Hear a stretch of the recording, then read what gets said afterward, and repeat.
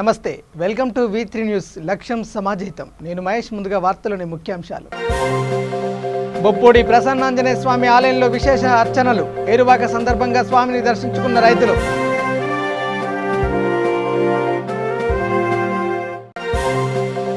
Tirupati SV యూనివర్సిటీలో ASF ఆందోళన.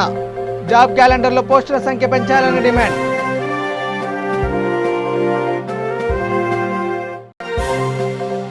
ముమ్మడివరంలో పర్యటించిన జాయింట్ కలెక్టర్. భూ రికార్డుల ఆధునీకరణ ప్రక్రియ పరిశీలన.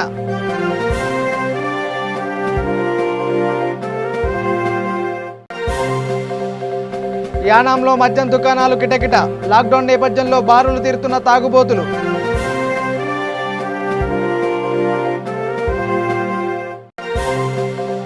పెద్దకొండెపూడిలో ఉన్మాదిలా మారిన భర్త. భార్యకు నరకం చూపించిన వైనం.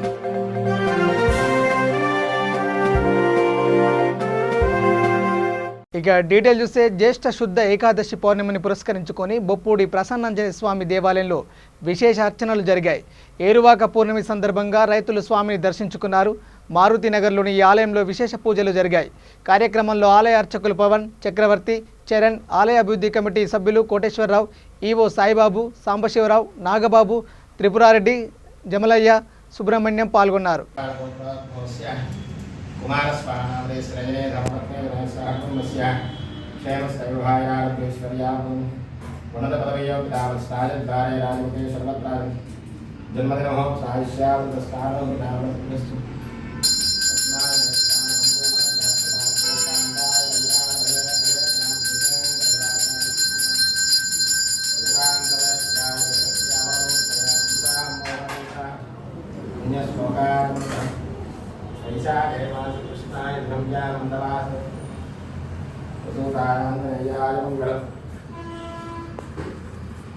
ఇక ప్రభుత్వం విడుదల చేసిన జాబ్ క్యాలెండర్లో పోస్టుల సంఖ్య పెంచాలని ASF డిమాండ్ చేసింది. ఈ మేరకు తిరుపతి ఎస్వి యూనివర్సిటీలో ఆందోళన కార్యక్రమం నిర్వహించింది. గ్రూప్ 1, గ్రూప్ 2లలో భారీ సంఖ్యలో ఖాళీలు ఉన్నప్పటికీ పదుల సంఖ్యలో ఖాళీలు ఉన్నట్టు చూపించడం సరికాదంటూ వక్తలు ఆగ్రహం వ్యక్తం చేశారు. ఈ ఉద్యోగాలను భర్తీ చేసే వరకు నిరుద్యోగుల తరపున విద్యార్థి సంఘాలు ఉద్యమిస్తాయన్నారు.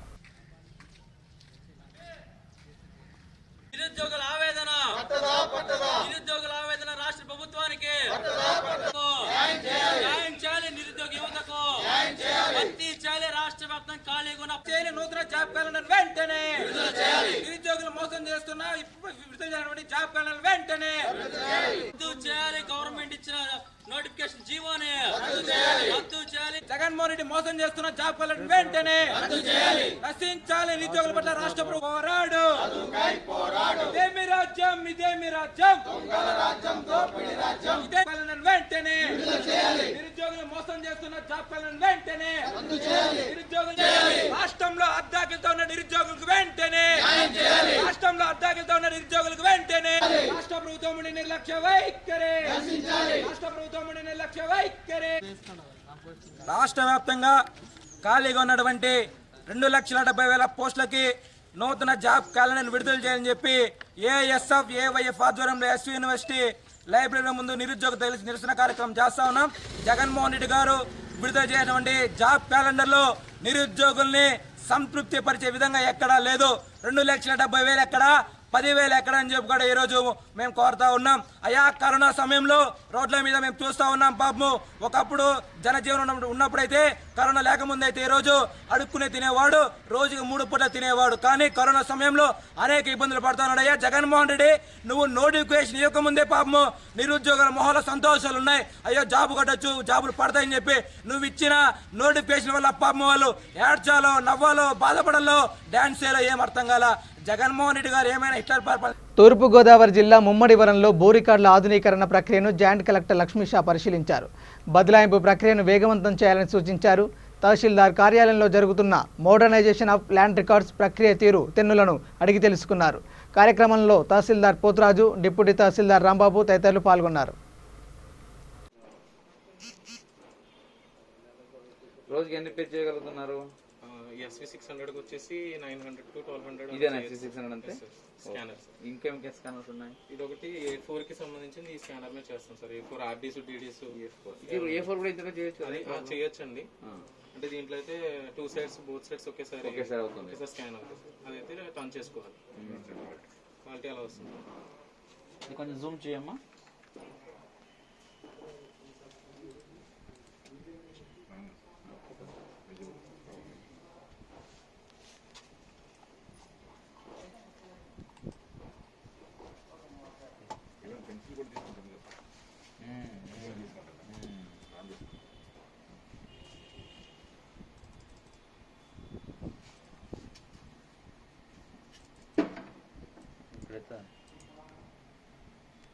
ఇటు తీసుకోమ్మా, ఇది వేరే చూపించు. అంటే వేరే పోర్షన్స్ రైటింగ్ అవన్నీ ఉన్నాయి కదా, అది చూపించు ఒకసారి. జూమ్ చేసేసి రైటింగ్ ఇంకా ఆ పేజ్ ఇటుగా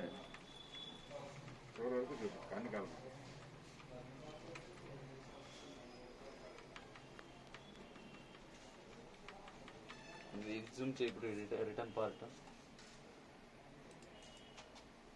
12-13 కాలం సార్.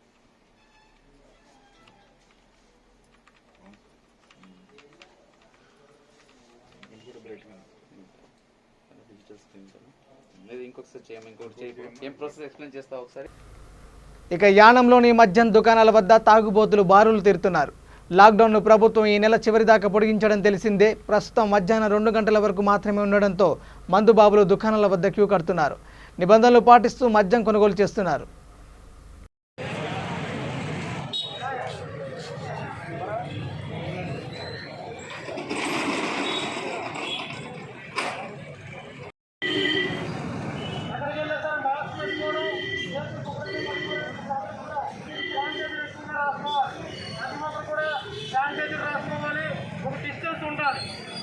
డిస్టెన్స్ లేకుండా ఎవరు ఇచ్చారంటే ఈ వైరస్ వచ్చే అవకాశాలు ఎక్కువగా ఉన్నాయి.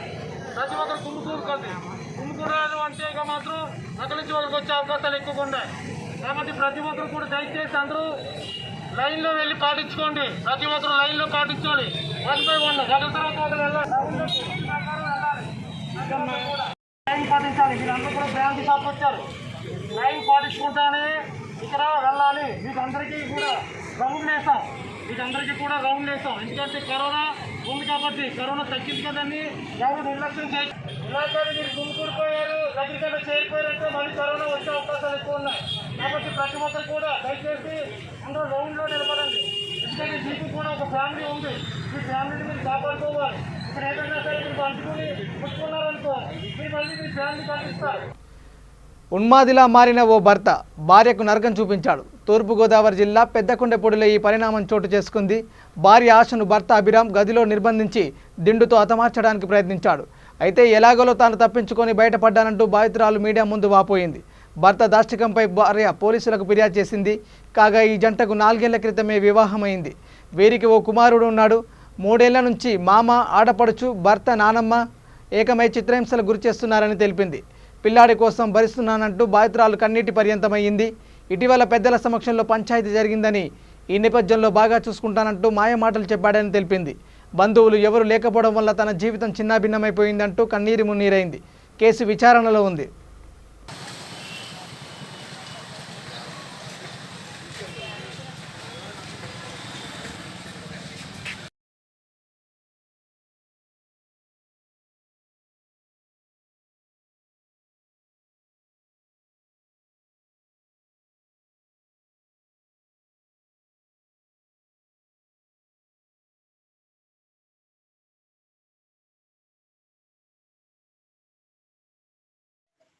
సార్, నా పేరు ఆశకరి. అభిరామ్ అనే అతను రాజమహేంద్రవరం పెద్దకొండపూడిలో ఉంటాడు. తను ఆల్రెడీ 4 years బ్యాక్ నన్ను హైదరాబాద్లో జూనియర్ ఆర్టిస్ట్లో కలిశాడు సార్. అక్కడ నన్ను 6 నెలలుగా నా వెనకాల తిరిగాడు. నేను ప్రేమిస్తున్నాను, లేకపోతే ఉండలేను, అది ఇదని. అప్పటికి నేను చెప్పాను, నాకు అమ్మ నాన్న లేరు, నా పరిస్థితి అన్నీ చెప్పిన తర్వాత కూడా మాయమాటలు చెప్పి పెళ్లి చేసుకొని నేను బాగా చూసుకుంటానని చెప్పాడు. ఆ మాటలు నమ్మి నేను పెళ్లి చేసుకున్నాను. చేసుకున్న తర్వాత సంవత్సరం బాగానే ఉన్నాడు. బాబు పుట్టిన పెద్ద ప్రశ్న అయింది. బాబు పుట్టినప్పటి నుంచి మా అమ్మాయితో ఇల్లీగల్ సంబంధాలు, ఎఫ్ఐఆర్లు అన్నీ పెట్టుకున్నాడు.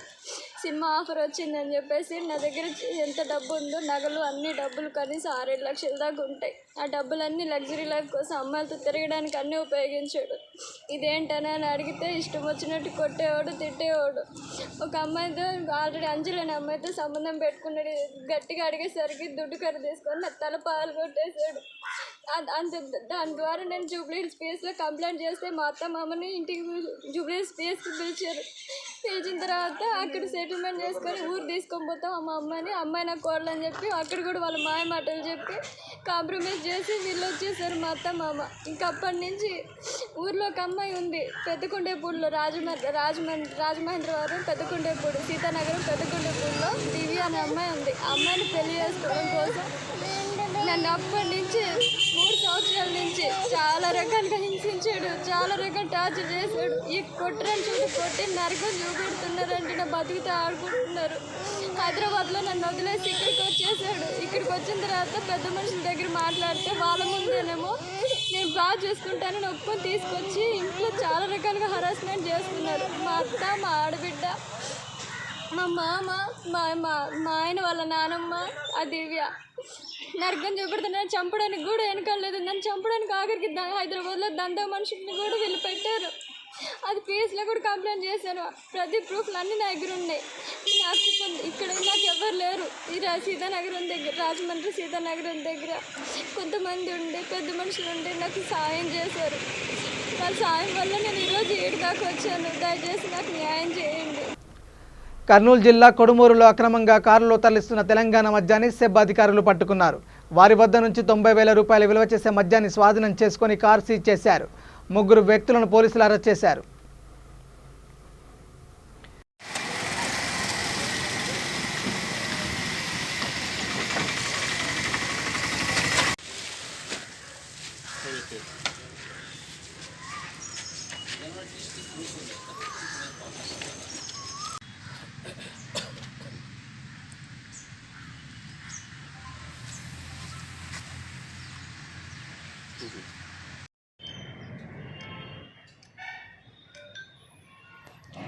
విశాఖ గోపాలపట్నం శ్రీ జ్యువెలరీ షాపులలో చోరీ జరిగింది. సుమారు 480 గ్రాముల బంగారం, 15 కేజీల వెండి దొంగిలించినట్లు బాధితుడు పోలీసులకు ఫిర్యాదు చేశారు.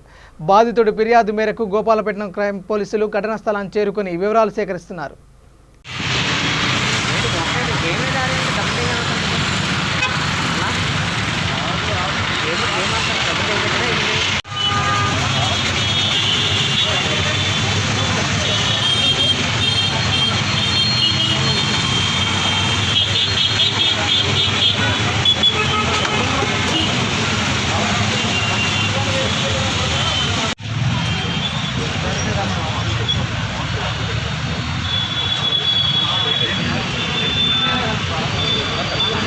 పశ్చిమ గోదావరి జిల్లా వేగివాడ సచివాలయాన్ని ఎమ్మెల్యే అబ్బయ్య చౌదరి ఆకస్మికంగా తనిఖీ చేశారు. ప్రభుత్వ పథకాల లబ్ధిని ప్రజలకు చేర్చే బాధ్యతను సచివాలయ సిబ్బంది నెరవేర్చాలని సూచించారు. ఇళ్ల స్థలాల దరఖాస్తులను సరిగ్గా నమోదు చేయకపోవడంపై ఆయన ఆగ్రహం వ్యక్తం చేశారు. సిబ్బంది నిర్లక్ష్యం వలన ప్రజలు పథకాలు కోల్పోతే ఎవరు బాధ్యత వహిస్తారంటూ ఆయన నిలదీశారు.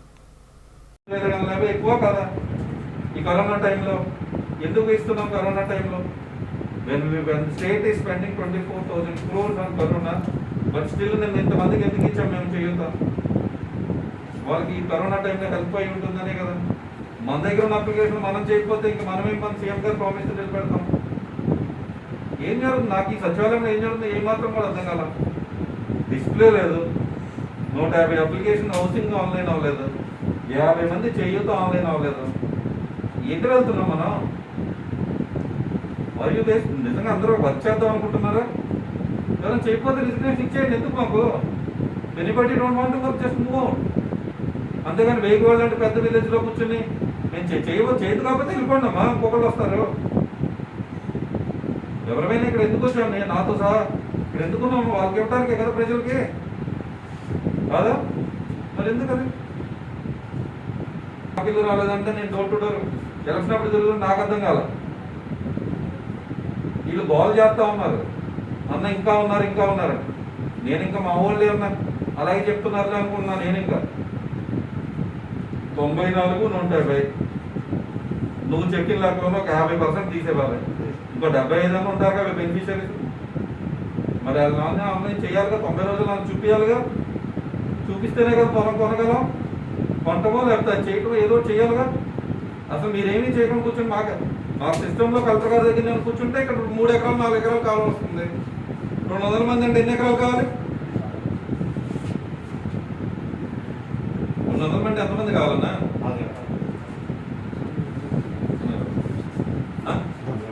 అంటే నువ్వు 4 ఎకరాలు కాబట్టి అంతే మంది బెనిఫిషరీస్ ఆన్లైన్ చేస్తావా? ఏంటిది ప్లస్ ఇప్పుడు ఎంతమంది చేస్తావు? 94. అక్కడ 100 తీసుకున్నా 200 మందికి మనం పొలం కనాలి, కొంటాము, అది లెవెల్ చేయటం, అది తర్వాత పడతాం లేదా అందరితో కూర్చుని. ఊర్లో ఓకే 90 మంది ఉన్నారు పొలం కొనాల్సింది అని కలెక్టర్ గారి దగ్గరికి వెళ్ళినప్పుడు ఏం మాట్లాడతాం? 3 ఎకరాలు 2.5 ఎకరాలు కొంటే చాలు సార్ అని చెప్పేసి వస్తాను. మళ్ళీ నేనే వెళ్ళి సార్ లేదు సార్ 10 ఎకరాలు కొనాలంటే ఏంటి సార్ మీరే 2.5 ఎకరాలు కొనమన్నారు 10 అంటారేంటి అంటారా? మా వాళ్ళందరూ. కర్నూలు జిల్లా సకినేటిపల్లి ఎస్బీఐ బ్యాంకులో జరిగిన కుంభకోణంలో విచారణ చేసేందుకు సిబిఐ రంగంలోకి దిగింది. బ్రాంచ్తో పాటు సంబంధిత ఉద్యోగి నివాస గృహంతో పాటు మరో 4 చోట్ల సిబిఐ అధికారులు సోదాలు నిర్వహించారు. ₹1 కోటి దాటిన కుంభకోణాలు సిబిఐకి ఇవ్వాలని ఉన్న ఆర్బీఐ నిబంధనల మేరకు ఎస్బీఐ ఉన్నతాధికారులు సిబిఐకి ఫిర్యాదు చేశారు. బ్యాంకు అధికారుల ప్రాథమిక విజిలెన్స్ విచారణలో ₹6.8 కోట్ల కుంభకోణంగా ఆధారాలతో గుర్తించారు. 40 ఏళ్ల క్రితం ప్రారంభించిన ఈ బ్రాంచ్ ఖాతాదారుల మన్ననలు పొందింది. ఖాతాదారులు ₹400 కోట్ల పైబడి లావాదేవీలు జరిపారు. రాజోలు దీవిలో అత్యధిక లావాదేవీలు జరిగే 2వ స్టేట్ బ్యాంక్ ఆఫ్ ఇండియాగా బ్రాంచ్ ఇది. 2 సంవత్సరాలు ఆడిట్ జరిగిన బయటపడని వైనంపై ఉన్నతాధికారుల ప్రమేయంపై అనుమానాలు వ్యక్తం అవుతున్నాయి.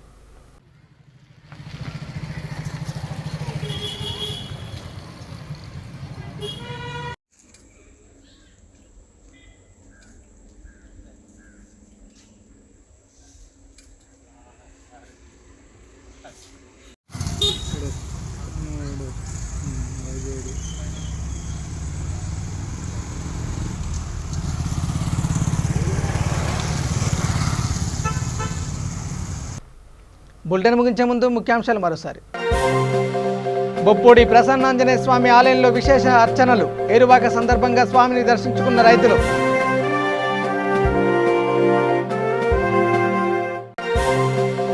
తిరుపతి ఎస్వి యూనివర్సిటీలో ఏఎస్ఎఫ్ ఆందోళన. జాబ్ క్యాలెండర్లో పోస్టుల సంఖ్య పెంచాలని డిమాండ్.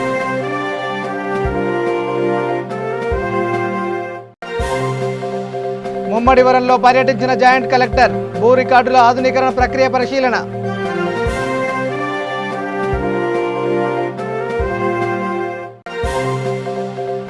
యానాంలో మద్యం దుకాణాలు కిటకిట.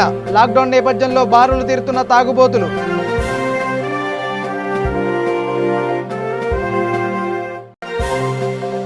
పెద్దకొండెపూడిలో ఉన్మాదిలా మారిన భర్త.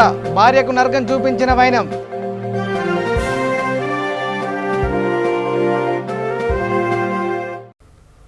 ఇవే bulletin updates. Keep watching V3 news. లక్ష్యం సమాజైతే. నమస్కారం.